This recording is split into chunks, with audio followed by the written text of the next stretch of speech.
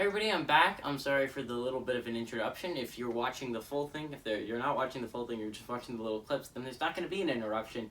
But my brother's a butt munch. That's all I can say. He is an absolute butt munch.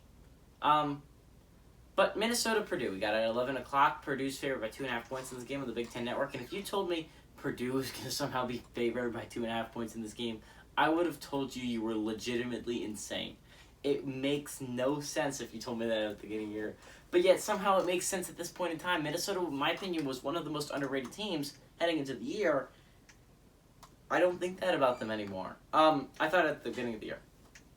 They ended up having a 45-31 loss against then number 4 Ohio State. But that was a good game. They had a lead in that game. And you can put a large reason why they lost is because of their loss of starting running back Ibrahim. Ibrahim was one of the best running backs in the entire NCAA. But then you're heading into the Miami-Ohio game, and I thought, oof, this season could be rough without Ibrahim when they came out barely with a 31-26 win against Miami, Ohio. Miami, Ohio is not one of the best MAC teams, so I was like, I'm a little bit worried. And then they had the 30-0 win at Colorado, and I'm like, no, this is it, never mind. Hold my worries away from Minnesota. And then they had the stinker. Last week was atrocious. It was literally one of the worst football games I have ever watched.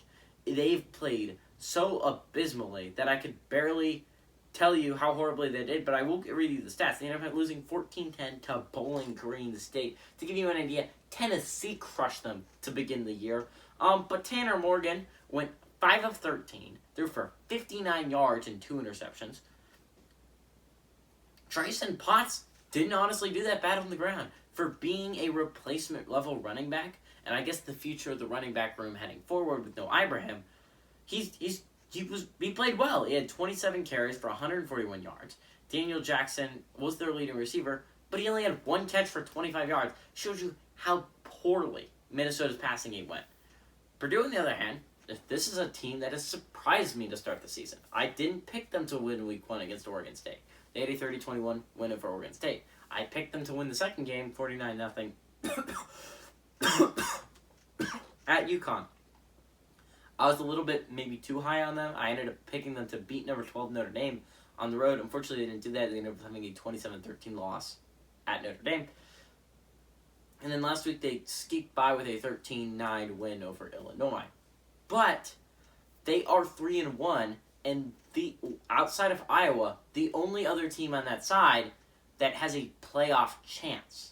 Yeah, by playoff chance, I determine it's 1 loss or 0 losses. No Power 5 team has ever made this playoffs with 2 losses, and I don't see that changing this year. There's too many good teams that I don't see having 2 losses to allow 1 in. But Aiden O'Connell, the Purdue quarterback, ended up going 12-19, threw for 182 yards, touchdown, 2 picks, so not bad, great stats in the interception department.